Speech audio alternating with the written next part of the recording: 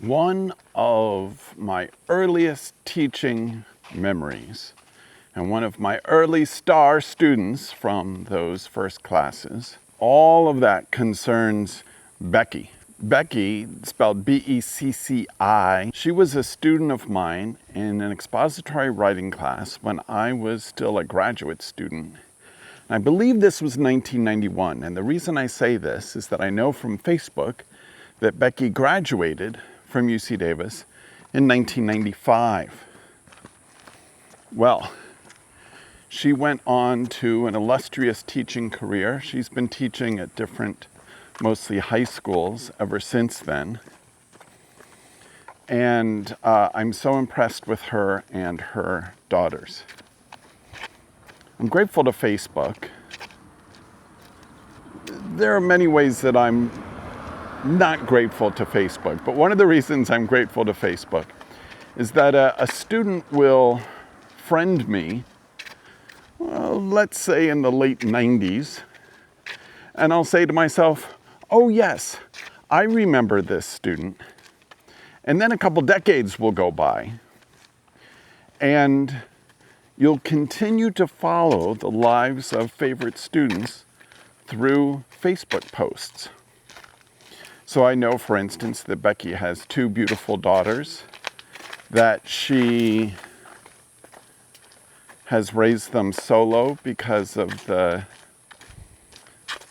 sad and untimely death of her beloved husband, and that these daughters have blossomed in the way that you'd almost expect of daughters of someone who teaches high school.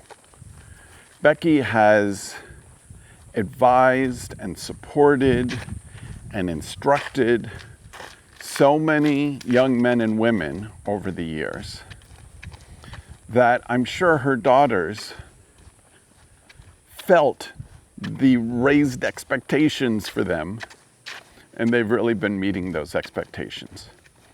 I just read on Facebook for filming this, for example, that one of her daughters on her high school track team has broken a 5-minute mile. Now, I was a serious runner for a while, and I was pleased when I broke a 6-minute mile. But a 5-minute mile is really remarkable. I remember, and Becci, if you're watching this, you may have to correct my memory. I remember that Becci was at some sort of store on J Street in Sacramento in the mid to late 90s. And my wife Kate and I were living in Sacramento at that time. And so I said to myself, oh, I'll go catch up with Becci. And we got caught up, and it was a lovely reunion. It reminded me at the time that the students that I taught when I was a new graduate student were barely younger than me. And the older that I get, I'm deep into my 50s now, the smaller the gap is between, and the less consequential the gap is between where my students are and where I was.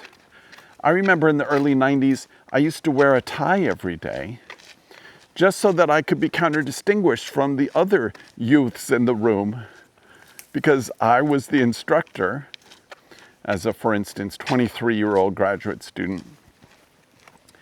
And my 18 to 40-year-old students were the students.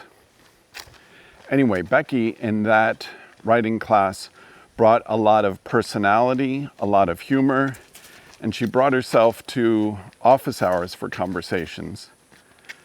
I'm so pleased to have known her. I'm impressed with her, the life decisions that she's made, her resilience, and of course, her work that she's done raising those remarkable daughters. So, lessons to be learned.